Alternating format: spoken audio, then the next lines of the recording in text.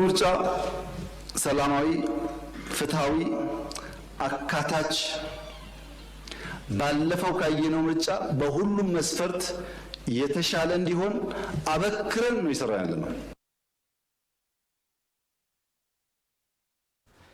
ተመልካቾች ቀደም ሲል ያደመጥነው ጠቅላይ ሚኒስትር ዶክተር አብይ አህመድ ዛሬ በህዝብ ተወካዮች ምክር ቤት ተገኝተው ከእንደራሴዎች ምክር ቤት ለተነሱ ጥያቄዎች ምላሽና ማብራሪያ የሰጡበትን ውሎ በተመለከተ ነው። ተመልካቾቻችን ሰላም ጤና ይስጥልን፣ እንዴት አመሻችሁ? እንግዲህ የዛሬ የዜና እወጃችን በዛሬው የህዝብ ተወካዮች ምክር ቤት ውሎ ይሆናል። አብራችሁን ትቆዩን ዘንድ ከወዲሁ ግብዣችን ነው። የዛሬውንም የዜና መረጃችን እየመራን ወደ እናንተ የምናደርሰው እኔ ኢየሩሳሌም አረጋዊና ባልደረባዬ ተስፋውን ሰይድነን አብራችሁን ትቆዩን ዘንድ ግብዣችን ነው።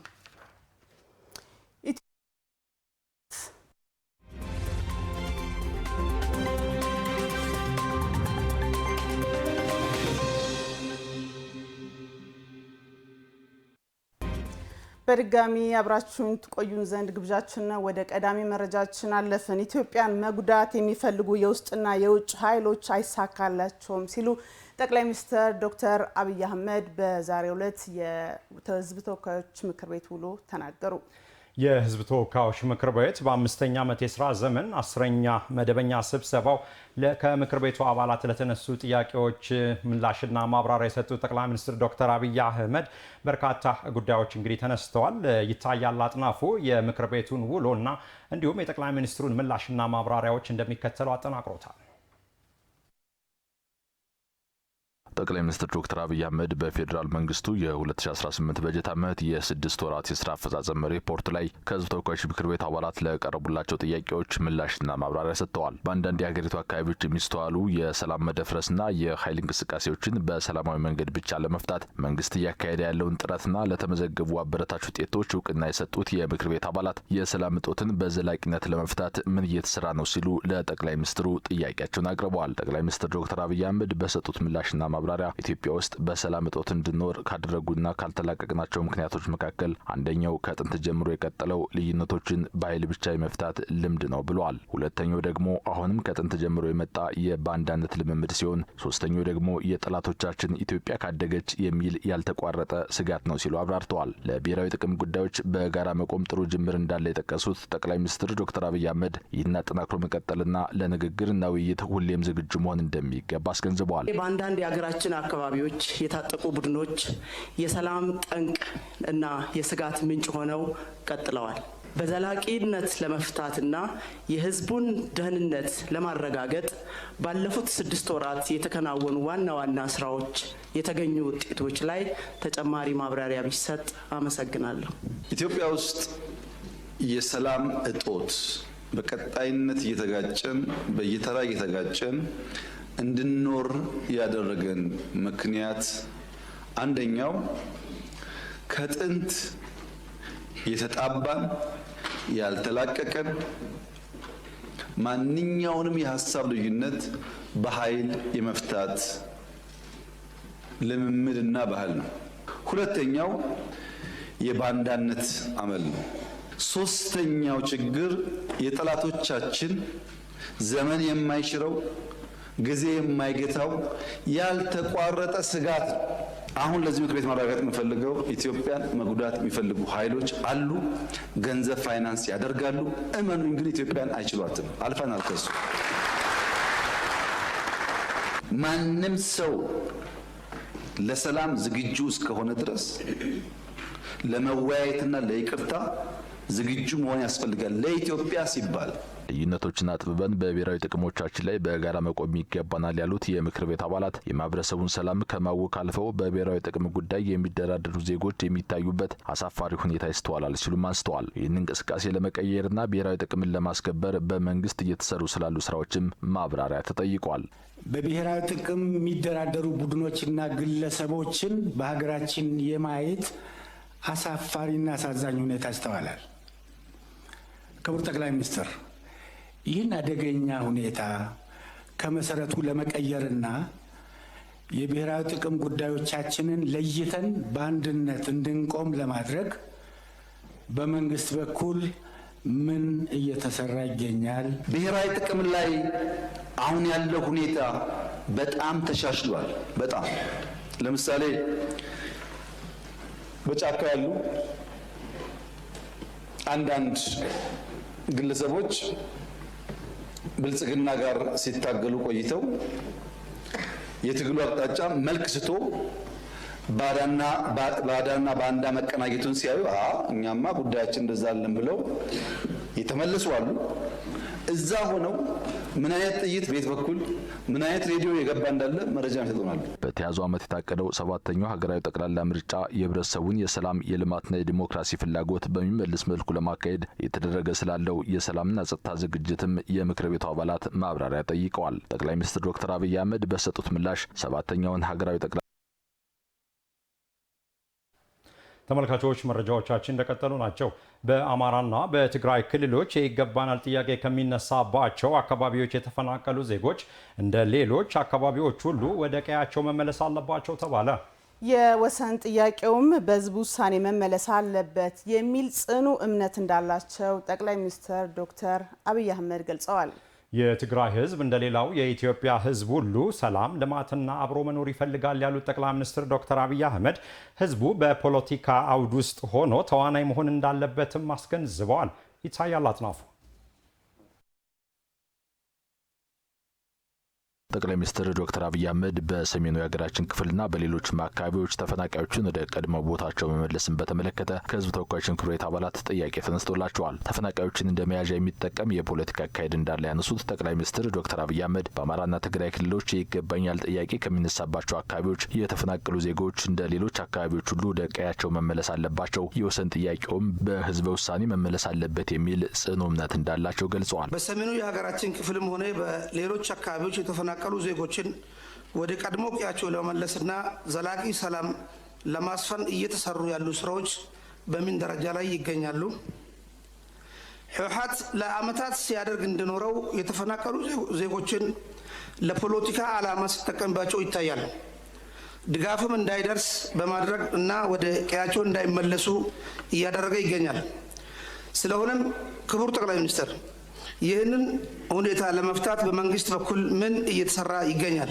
የወልቃይት አካባቢ ነዋሪዎች ከትግራይ የሚፈናቀሉ፣ ከወልቂጤ የሚፈናቀሉ፣ ከአሶሳ የሚፈናቀሉ ወልቃይት በሰላማዊ መንገድ መኖር 100% መብታቸው ነው።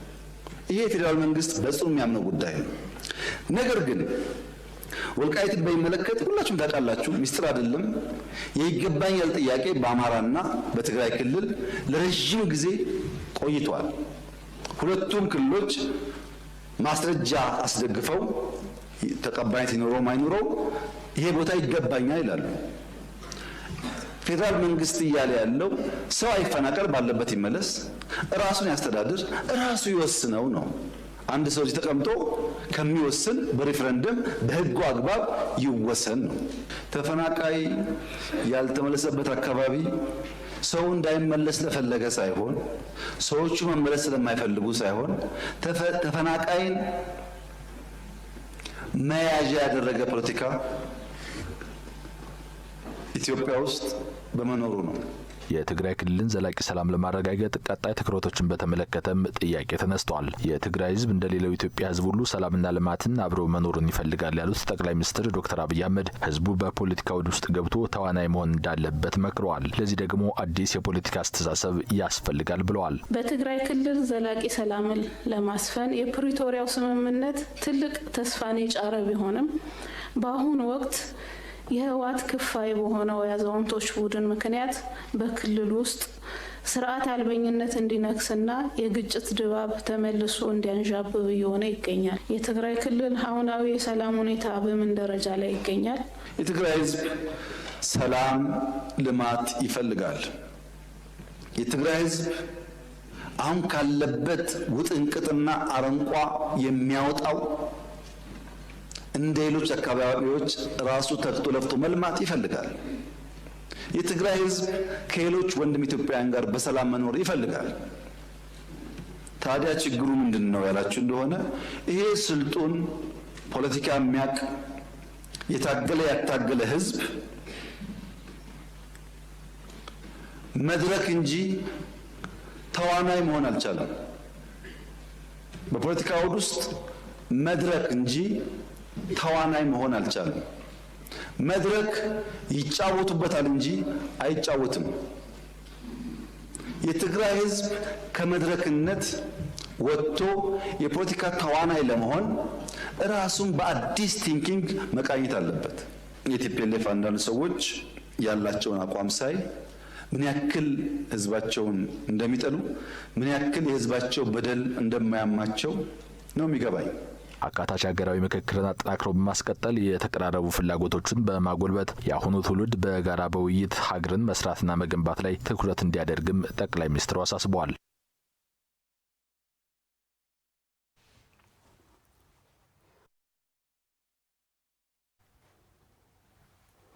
የተከበራችሁ ተመልካቾቻችን 5 ኪሎ ከሚገኘው የኤምኤን ስቱዲዮ የኤምኤን 24/7 ምዕራፍ 2 መረጃዎቻችን እንደቀጠሉ ናቸው። አብዛኛው መረጃዎቻችንን እንግዲህ በህዝብ ተወካዮች ምክር ቤት ተገኝተው ጠቅላይ ሚኒስትር ዶክተር አብይ አህመድ ከምክር ቤት አባላት ከእንደራሴዎች አባላት ለተነሱ ጥያቄዎችና ምላሽ ማብራሪያ የሰጡበትን ነው የተከታተልን ያለ ነው። ታዲያ በዚህ ጉዳይ ላይ እንግዳ ጋብዘናል። ተወካዮች ምክር ቤት እንግዲህ በምሁራን አንደበት እንዴት እንመለከተዋለን ስንል እንጠይቃለን። በጉዳዩ ላይ የተወሰኑ ሀሳቦችን እንዲሰጡን የህግ አማካሪና ተመራማሪ የሆኑትን አቶ ቢኒያም ፋንታይን ስቱዲዮ ጋብሰናል። ከሳቸው ጋር የተወሰኑ ቆይታዎችን የምናደርግ ነው የሚሆነው። እንኳን በደህና መጡ። እንኳን ደህና ቆያችሁኝ። ዛሬ እንግዲህ ጥር 26 ቀን 2018 ዓ.ም የተካሄደው የምክር ቤት ውሎ ጠቅላይ ሚኒስትሩ ከምክር ቤት አባላት የቀረቡላቸው ጥያቄና ምላሽ እንዴት አዩት?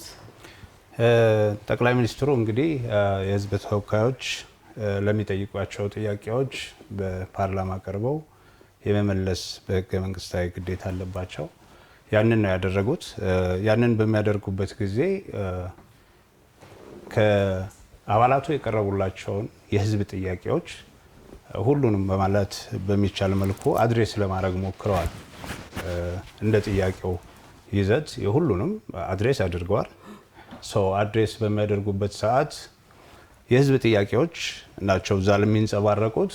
የልማት ጥያቄዎች አሉ፣ እንዳያቸዋቸው የጸጥታ ጥያቄዎች አሉ።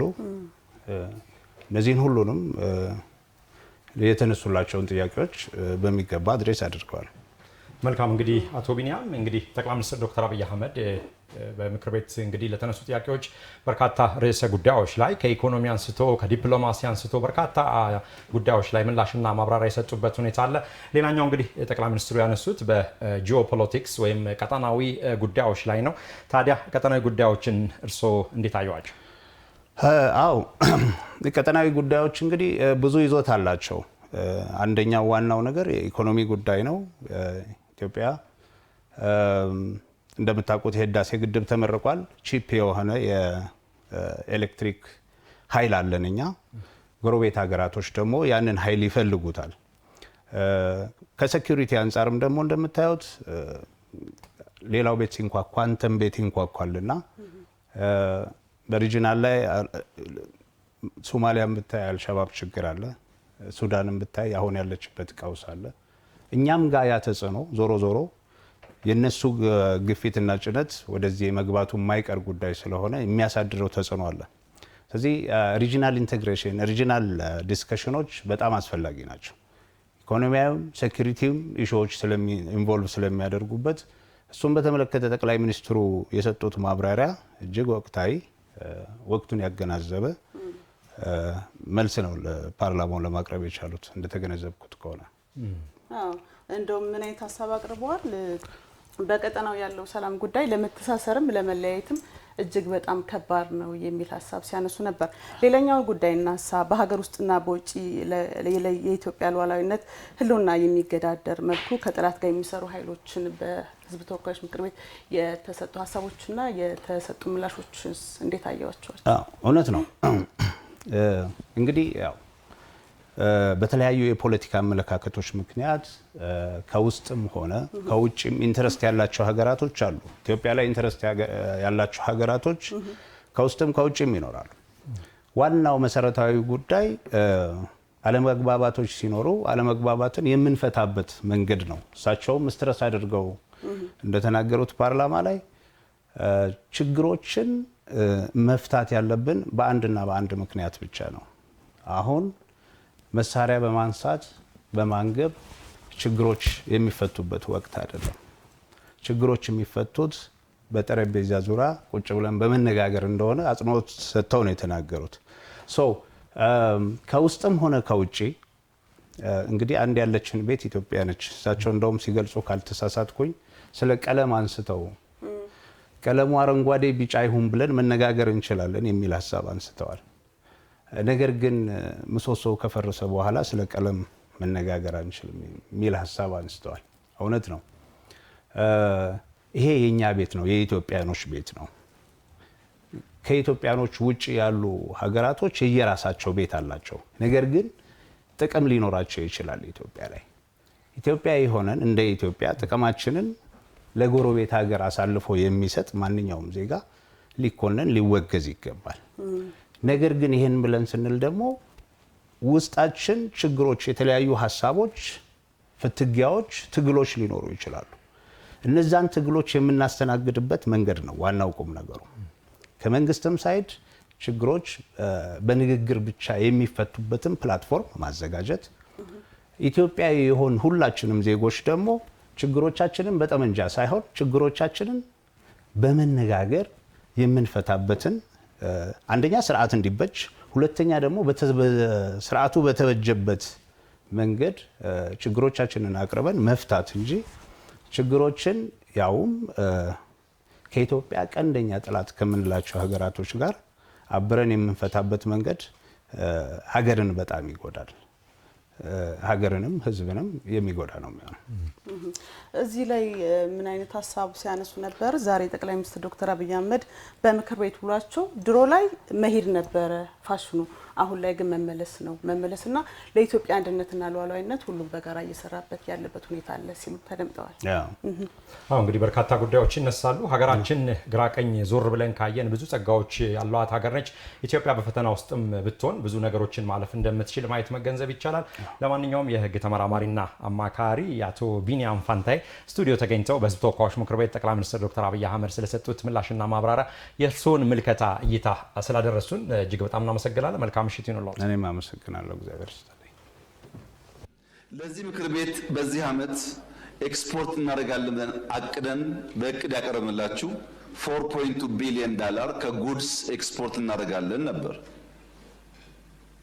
እኛ ወግ ደርሶን ኤክስፖርት እንኳ ከእቅዳችን በላይ $5.1 ቢሊዮን በስድስት ወር ማስገባት መቻላችን ይሄ የማያስደንቀው ኢትዮጵያዊ ስለ ኢኮኖሚ የሚያወራ ሰው ዝም ቢል ይሻለዋል።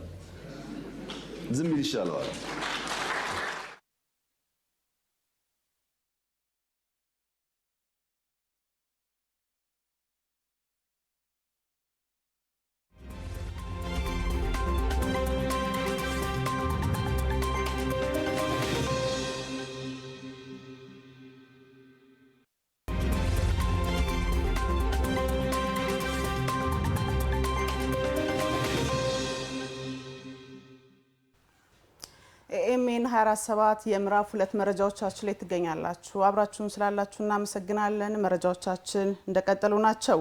ሰባተኛው ሀገር አቀፍ ጠቅላላ ምርጫ ከስካሁኑ የተለየና አዲስ የዲሞክራሲ ልምምድ የሚታይበት ሆኖ እንዲጠናቀቅ መንግስት የዝግጅት ስራውን አስቀድሞ ስለማጠናቀቁ ጠቅላይ ሚኒስትር ዶክተር አብይ አህመድ ተናገሩ።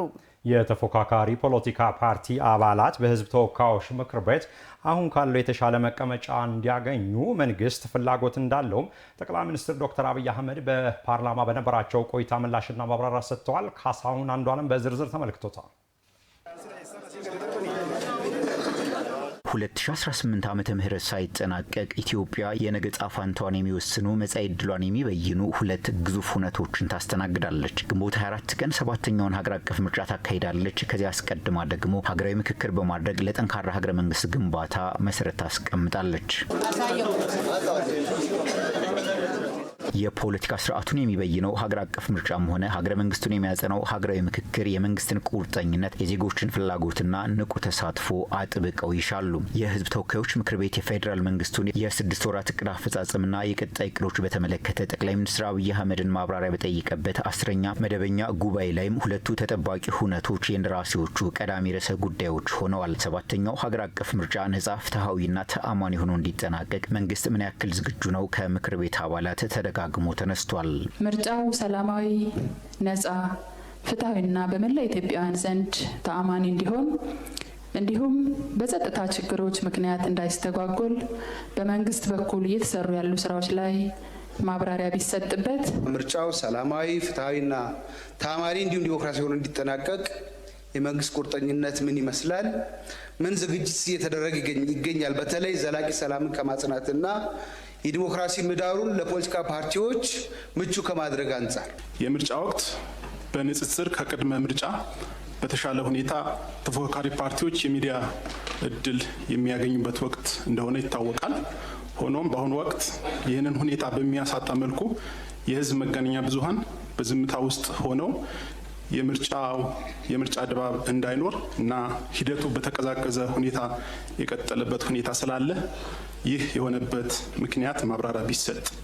ሌላው መንግስት በዚህ ምርጫ ዲሞክራሲያዊ ስርዓት ከመገንባት አንጻር ለተፎካካሪ ፓርቲዎች እኩል ሜዳ ከማዘጋጀት አንጻር ምን እያደረገ ነው? 7ኛው ሀገር አቀፍ ጠቅላላ ምርጫ ከእስካሁኖቹ የተለየና አዲስ የዲሞክራሲ ልምምድ የታየበት ሆኖ እንዲጠናቀቅ መንግስት የዝግጅት ስራዎችን አስቀድሞ ስለማጠናቀቁ ጠቅላይ ሚኒስትር አብይ አህመድ በሰጡት ምላሽና ማብራሪያ አስታውቀዋል።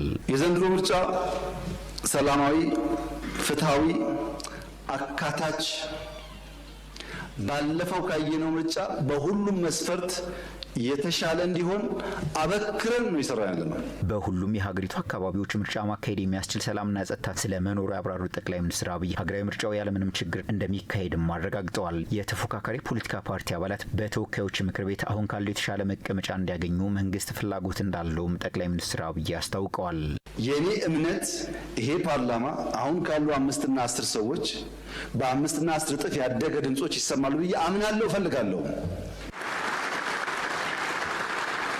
የአንድ ፓርቲ ድምጽ ከሆነ ለኢትዮጵያ አይጠቅማትም። እኔ እንደዛ ነው የማምነው። ስልጣናችን እንደሱ ነው፣ ክትትላችን እንደሱ ነው። እናንተ የለም ብላችኋል፣ በውጤት እንየው። በእርግጠኝነት ግን አሁን ካሉ ሰዎች 5-10 እጥፍ ልዩ ድምጾች ፓርላማ ውስጥ እንደሚሳተፉ ጥርጥር የለኝም። ይሄን መንግስት ይሁነኝ ብሎ ይሰራዋል። አውድ ማስፋት ብቻ ሳይሆን ይሁነኝ ብሎ ይሰራዋል። በምርጫው ሂደት የመገናኛ ብዙሃን ተቋማት ሕግና አሰራርን ብቻ ተከትለው እንዲሰሩ መንግስት አስፈላጊውን ክትትል እንደሚያደርግም ጠቅላይ ሚኒስትሩ አብራርተዋል። ሚዲያ በሚመለከት እስከማውቀው ዝግጅት አለ። የሚቀር ነገር ካለ ምክር ቤቱ የሚዲያ ተቋማት ጠርቶ አቅጣጫ መስጠት ይችላል። ሚዲያ ለሁሉም በሚገባው በህግ አግባብ ማገልገል አለበት። የሀገራዊ ምክክሩን አሁናዊ ሂደት በተመለከተ ከምክር ቤት አባላት ጥያቄ የቀረበላቸው ጠቅላይ ሚኒስትር አብይ የመጨረሻ ምዕራፍ ላይ የደረሰው ሀገራዊ ምክክር በስኬት ተጠናቆ ለጠንካራ ሀገረ መንግስት ግንባታ መሰረት ያኖር ዘንድ ሁሉም በትኩረት መስራት እንዳለበት አሳስበዋል። በሰከነ መንገድ፣ በበሰለ መንገድ ተወያይቶ ለልጆቻችን ጠንካራ ሀገረ መንግስት ለመፍጠር የሚያስችል መደላድል መስራት ከኛ የሚጠበቅ ይሆናል። ኮሚሽኑ አሁን ያለበት ደረጃ ከሞላ ጎደል አጀንዳ ለይቷል፣ ከሞላ ጎደል ተወያይ ለይቷል። ያንን ፋይል ዘግቶ ቀጣይ ስራ የሚሆነው የተመረጡ ሰዎችን አወያይቶ አጀንዳውን አብላልቶ ብዙዎቻችን አሳትፎ ለዚህ ምክር ቤት ለመንግስት የሚኖር ሪኮሜንዴሽን ማውጣት ነው። ይሄን በጋራ የምንከታተል ይሆናል። ሂደቱ ግን በጣም ጥሩ ይመስለኛል። ብዙ ትምህርትም ተገኝቶበታል።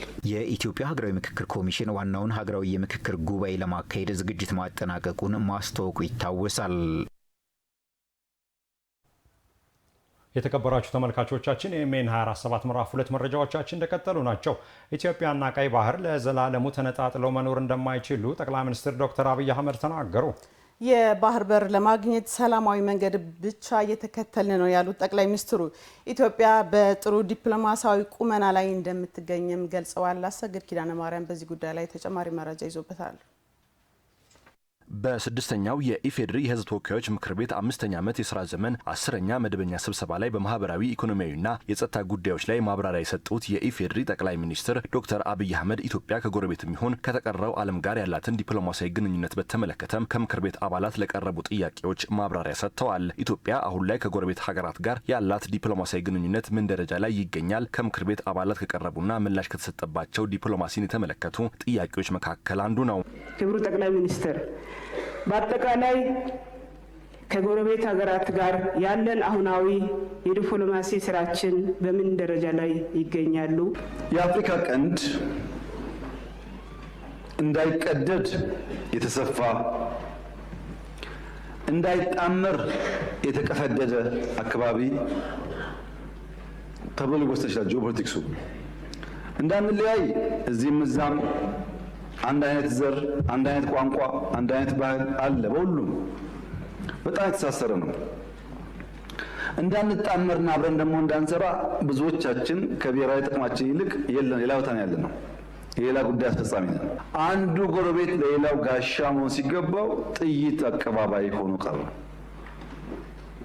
አንዱ ለአንዱ መከታ መሆን ሲገባው አንዱ ለአንዱ ችግር አስተላላፊ ሆነ። በዚህ ምክንያት ቀጠናው የራሱ ውስንነት አለበት። ይሄን ለመፍታት ከፍተኛ ጥረት እያደረግን ነው። እንደሚሰምር ተስፋ እናደርጋለን። የባህር በር የማግኘት ጉዳይ ኢትዮጵያ ባለፉት ጊዜያት ጠንካራ ዲፕሎማሲያዊ ስራ እየሰራችበት ከሚገኙ ጉዳዮች መካከል አንዱ ነው። ይህ የባህር በር የማግኘት ፍትሐዊ ጥያቄ ምን ሁኔታ ላይ ይገኛልም የምክር ቤት አባላቱ ጥያቄ ሲሆን ኢትዮጵያና ቀይ ባህር ለዘላለሙ ተለያይተው አይኖሩም ደግሞ የጠቅላይ ሚኒስትሩ ምላሽ ነው። የኢትዮጵያን ፍትሐዊ የወደብ ጥያቄ መሰረት አድርጎ አንዳንድ ኢትዮጵያን የሚጎዱ ስምምነቶች እየተፈጸሙ እንደሆነ ይሰማል። ክቡር ጠቅላይ ሚኒስትር የኢትዮጵያ ፍትሐዊ ጥያቄ ምላሽ እንዲያገኝ የተጀመሩ የዲፕሎማሲ ስራዎች በምን ደረጃ ላይ ይገኛሉ?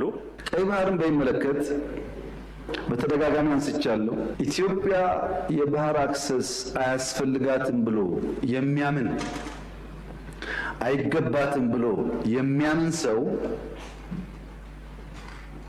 አንድ ተፈጥሯዊ ሕግ የሳተ ይመስለኛል።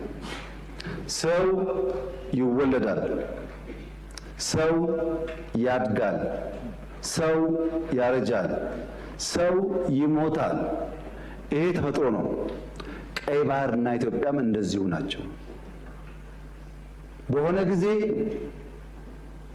ማርጀት፣ በሆነ ጊዜ መድከም ቢኖርም ቀይ ባህርና ኢትዮጵያ ለዘላለሙ ተነጣጥሎ መኖር አይችሉም እና በስምምነት በገበያ ሕግ ሳንጠፋፋ አብረን ለማደግ በድርድር እንፍታው ነው።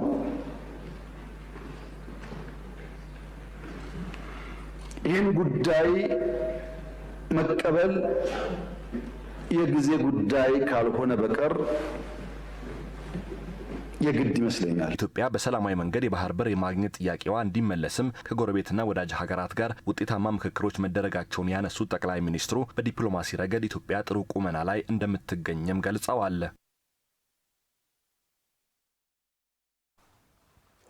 ኢትዮጵያ ያከናወነችው የማክሮ ኢኮኖሚ ማሻሻያ ስኬታማ የኢኮኖሚ እድገት እንድታስመዘግብ ማስቻሉን ጠቅላይ ሚኒስትር ዶክተር አብይ አህመድ ተናግረዋል። ቤተልሔም አየነው እንዲህ ታስቃኘናለች። ኢትዮጵያ የኢኮኖሚ ሉዓላዊነትን ለማረጋገጥ የሚያስችሉ ስትራቴጂካዊ ፕሮጀክቶችን ነድፋ እየሰራች መሆኑ ይታወቃል። ለኢትዮጵያና ለቀጠናው የተስፋ ብስራት ሆነው የሚቆጠሩ የልማት ስራዎችም በሀገሪቱ በመከናወን ላይ ናቸው። ሀገሪቱ ከዚህ ቀደም የነበረውን የኢኮኖሚ ስብራት ለማከምና በየሴክተሩ ጥራት ያለው ለውጥ ለማምጣት ዓላማ ያደረገ የማክሮ ኢኮኖሚ ማሻሻያ መንግስት የወሰደው አንደኛ እርምጃ መሆኑን ጠቅላይ ሚኒስትር ዶክተር አብይ አህመድ ለሕዝብ ተወካዮች ምክር ቤት በሰጡት ማብራሪያ ተናግረዋል። የማክሮ ኢኮኖሚ የገጠመውን ተግዳሮት፣ የገጠመውን ስንክሳር፣ የገጠመውን ፈተና ደረጃ በደረጃ መቅረፍ ነው አንዱ ዓላማው። ሁለተኛው ግብርና መር የሚባለው የእድገት አቅጣጫ ካለንበት አረንቋ ሊያወጣን ስለማይችል ብዝሃ ዘርፍ እና ብዝሃ ተዋናይ የኢኮኖሚክ አቅጣጫን በመከተል ጥራት ያለው እድገትን ማረጋገጥ ነው።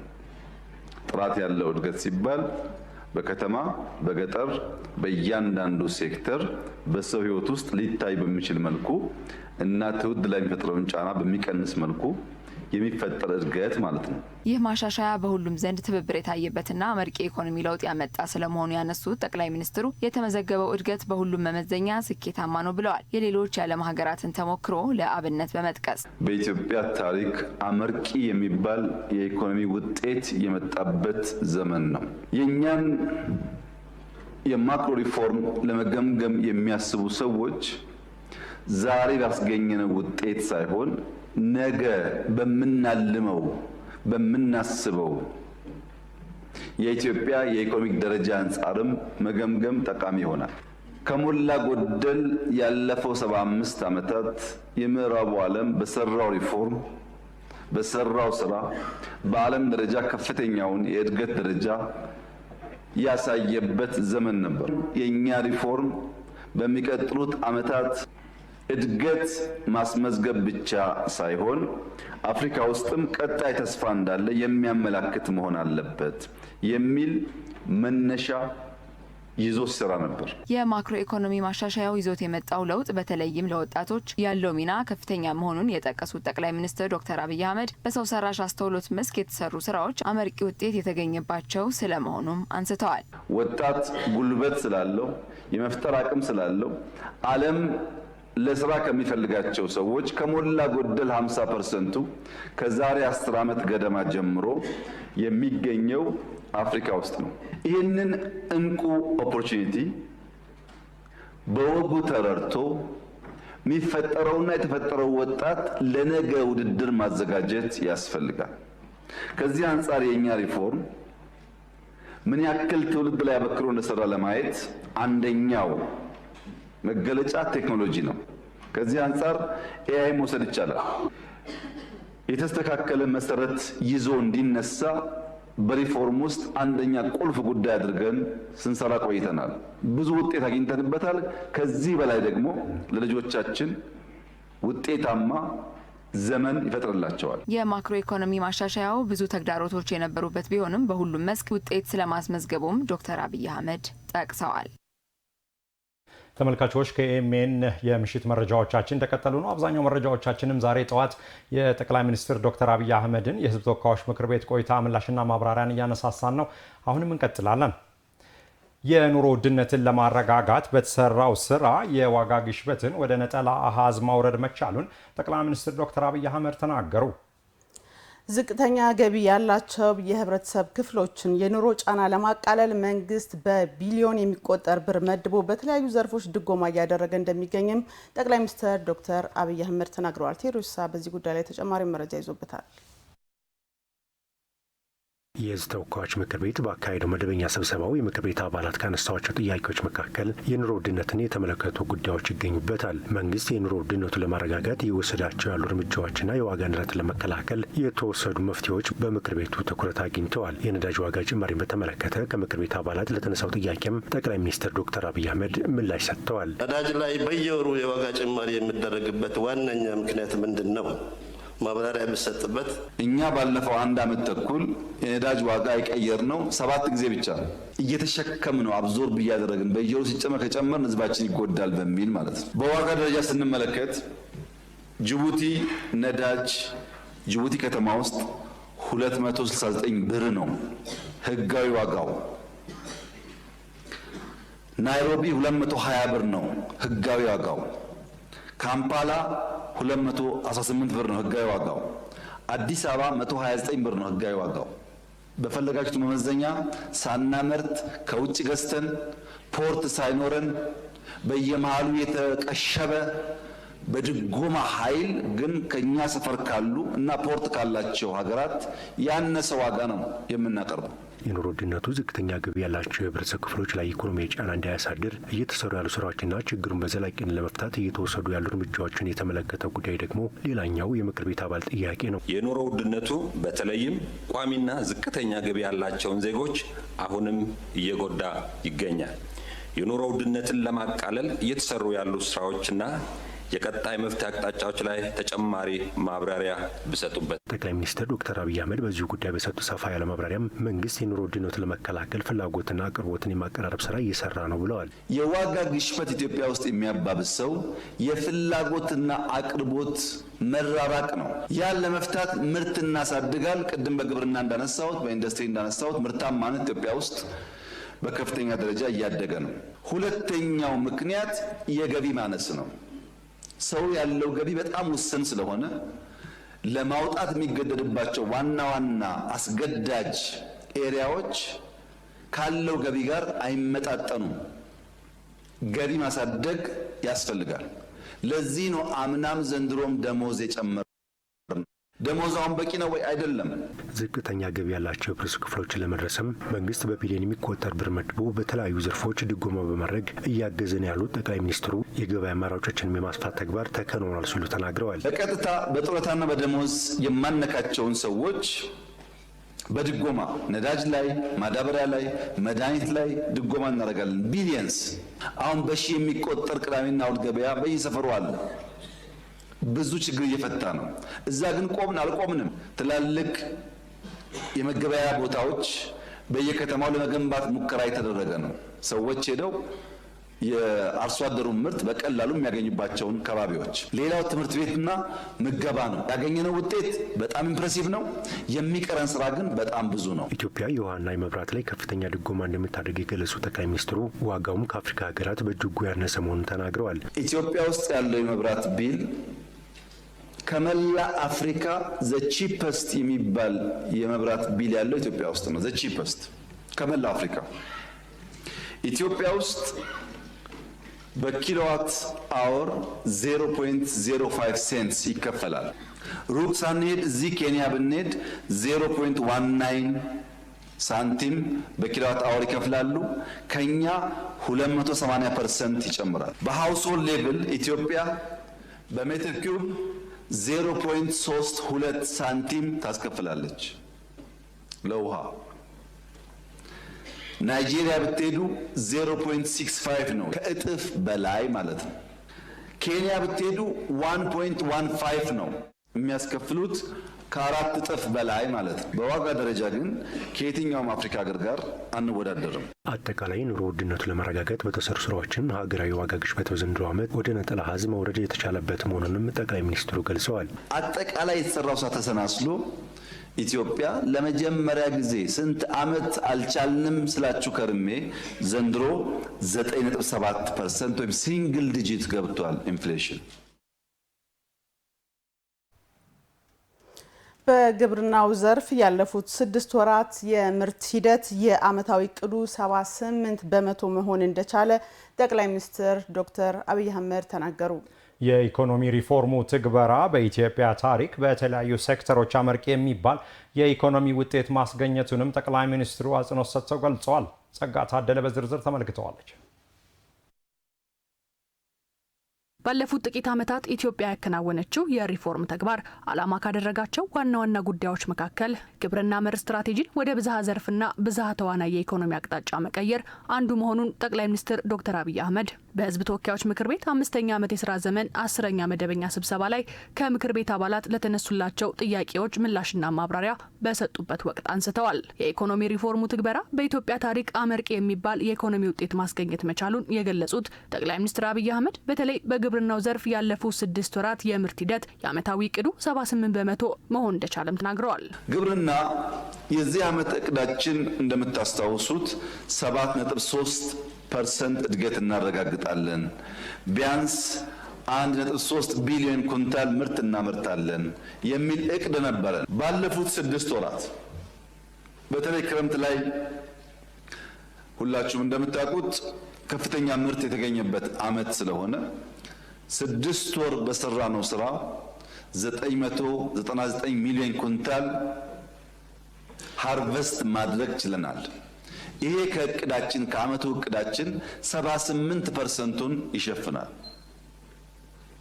በተለይም በሰብል ሆርቲካልቸር እና በጥጥ 79% የዓመት እቅዳችንን በ6 ወር መሸፈን ተችሏል። ዘመናዊ የግብርና ማሽነሪዎች ለአርሶ አደሩ እንዲዳረሱ መደረጉ የምርት ብክነትን በማስቀረት ለዚህ እድገት መመዝገብ ምክንያት መሆኑንም ጠቁመዋል። ትራክተር 2010 ኢትዮጵያ 4700 ገደማ ትራክተሮች ነበሯት። አሁን 27200 ትራክተሮች አሏት። ኮምባይነር 2010 338 ገደማ ነበራት። ዛሬ 8700 ኮምባይነር ኢትዮጵያ ውስጥ አለ። ይሄ ተቆጠረ ማለት ነው። ይሄ ምርትን በፍጥነት ለመሰብሰብና የሚባክነውን ለመታደግ ያግዛል። የማይታረሱ መሬቶች ወደ ስራ መግባትን ጨምሮ የማዳበሪያ አጠቃቀምና የእርከን ስራ መጎልበት እንዲሁም የአረንጓዴ አሻራ ተግባር ሌላው የዘርፉ ስኬታማነት ምሰሶዎች መሆናቸውንም ጠቅላይ ሚኒስትር ዶክተር አብይ አህመድ አመላክተዋል።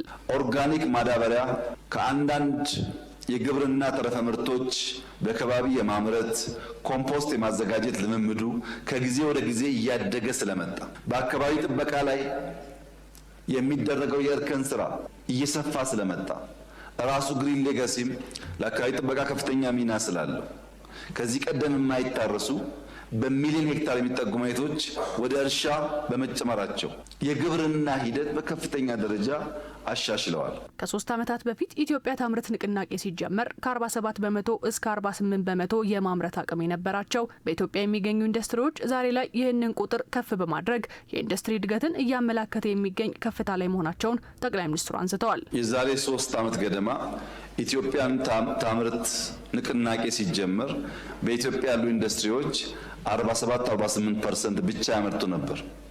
ዛሬ እነዛ ኢንዱስትሪዎች 66.3% ደርሰዋል። በዚህ 6 ወር የኢትዮጵያ ኢንዱስትሪዎች የኢነርጂ አጠቃቀም ብቻ 16% አድጓል።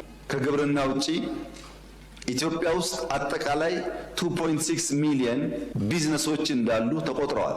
17% ወይም 413,000 አምራች ኢንዱስትሪ ነው። በዘርፉ በተለይ ተኪ ምርትን በሀገር ውስጥ በማምረት የታየው እድገት ከፍተኛ ስለመሆኑም ተናግረዋል። ባለፈው ዓመትና በዚህ ዓመት ብቻ እንኳን ብንወስድ ኢንዱስትሪው ኤክስፖርቱ ደብል አድርጓል። የተኪ ምርቶች ከውጭ እናስገባ የነበሩ ምርቶችን ለማስቀረት ኢትዮጵያ ታምርት በሚለው ንቅናቄ የተሰራው ስራ $3.4 ቢሊዮን እናስገባ የነበረው ምርት በሀገር ተተክቷል። ማዕድን የማውጣት ስራም በትኩረት እየተከናወነ መሆኑን በመግለጽ ባለፉት 6 ወራትም ጭማሪ ማሳየቱን አመላክተዋል። በዚህ 6 ወር 30% እድገት አለው የማዕድን ገቢ። ብረት 36% ጨምሯል። ሲሚንቶ 28% ጨምሯል። ተመልካቾቻችን መረጃዎቻችን እንደቀጠሉ ናቸው። በዛሬው ዕለት ደግሞ የህዝብ ተወካዮች ምክር ቤት አባላት አስተያየት የሰጡትን ነው በቀጣይነት የምናየው። እንግዲህ ጠቅላይ ሚኒስትር ዶክተር አብይ አህመድ የ2018 በጀት ዓመት የ6 ወራት የዕቅድ አፈጻጸምን በተመለከተ የአባላቱን ሀሳብ አስተያየት ሰብስቤ ባዩ እንደሚከተል ያጠናቅረዋል። የኢትዮጵያ ኢኮኖሚ በጣም ትንሳኤ ላይ እንዳለ ነው ያየ ነው። በተለይ በተለያዩ መንገዶች በተለያዩ ለኢኮኖሚው አስተዋጽኦ የሚያደርጉ ሴክተሮች በጥሩ መነቃቃት ላይ እንዳሉ በከፍተኛ እድገት ላይ እንዳሉ ነው ያሳዩን። በአጠቃላይ በአገር ደረጃ አሁን የታቀዱት የግብርና ስራዎች ከፍተኛ ውጤት እያሳዩ ያለበት ሁኔታ ነው ያለው። በዚሁ መሰረት እንግዲህ እስካሁን ባለው ሁኔታ ወደ 7.2 እድገት እንደሚያሳይ ነው የምጠበቀው። ይሄ ዞሮ ዞሮ በምንድን ነው የምንጸባረቀው? ኑሮን በማሻሻል በኩል በተለይ የኑሮ ውድነትን በማሻሻል በኩል ከፍተኛ ሚና እንዳለው ነው የሚያሳየው። ግሽበትን በመቀነስ በኩል በአጠቃላይ አገሪቷ በምግብ ሰብል ራሷን ለመቻል የምታደርገውን ጥረት የሚያሳይ ነው። ኢኮኖሚ እድገታችን ከጊዜ ወደ ጊዜ እያደገ እየተቀየረ እየተለወጠ የመጣ መሆኑን ነው እያየን ያለ ነው። በተጨማሪም ጠቅላይ ሚኒስትሩ የሰጡት ማብራሪያም ሀገራችን ኢትዮጵያ በኢኮኖሚ በኢንዱስትሪውም በየትኛውም በፖለቲካም በማህበራዊውም ዘርፍ ትልቅ ለውጥ እያሳየች መሆኗንና የእድገት ጎዳና ላይ ያለች መሆኗን ቀጣይም 10.2 ነው መድረስ ያለባት ኢትዮጵያ። ይህንን እቅድ ከግቡ ለማድረስ በርትተን መስራት እንዳለብን ነው ዛሬ ላይ ሲነሳ የነበረው። አሁን እየመጡ ያሉ ለውጦች እጅግ በጣም ትልቅ ናቸው። ዋናው ትኩረታችን መሆን ያለበት የሀገራዊ ብሔራዊ ጥቅማችን ላይ በመሆኑ ማንኛውም አካል ኢቭን አሁን ጫካ ላይ ያሉት አካላት ወደ ራሳቸው ተመልሰው የብሔራዊ ጥቅማቸውን የያዙት አጀንዳና የሚሄዱበት መንገድ ብሔራዊ ጥቅም የሀገራችን ብሔራዊ ጥቅም የሚጎዳ መሆኑን እስከተረዱ ጊዜ ድረስ በማንኛውም ሰዓት መንግስት ለመነጋገርና ችግሮችን ለመፍታት ውይይት ለመፍታት ዝግጁ መሆኑን በስፋት ነው ያነሱት ማለት ነው። ከዚሁ ጋር አያይዞ ከዲፕሎማሲም ጋር የተነሳው የሀገራችን ፍላጎት ይታወቃል። እያደገ ያለ ኢኮኖሚ ያለ በከፍተኛ ቁጥር ደግሞ እያደገ ያለ የህዝብ ቁጥርም አንድ ትልቅ ምክንያት ነው። ከባህር በር ጋር ተያይዞ በሰላማዊ መንገድ በሰጥቶ መቀበል በቢዝነስ ሞዳሊቲ ጥያቄዎችን ለዓለም ህዝቦች መንግስታችን እያቀረበ ያለ መሆኑን ያነሱት። አሁንም ቢሆን ይሄን ጥያቄ ስናነሳ ወይም ሲነሳ ጥያቄው በሰላማዊ መንገድ መፈታት እንዳለበት አጽንኦት ሰጥተዋል ማለት ነው። እኛም እንደ ምክር ቤት የምንደግፈው ይሄንኑ ነው። በእኔ እምነት ሁላችንም የምክር ቤት አባላት የተፎካካሪ ፓርቲ አባላትም የገዢው ፓርቲ አባላትም ቢሆን ለኢትዮጵያ ብሔራዊ ጥቅም ጉዳይ ልዩነት ሊኖረን አይገባም የሚል እምነት አለ። ያለችን አንዲት ሀገር ናት። የዚች ሀገር ጥቅም ሲከበር ነው ሁላችን በዚች ሀገር መኖር የምንችለው።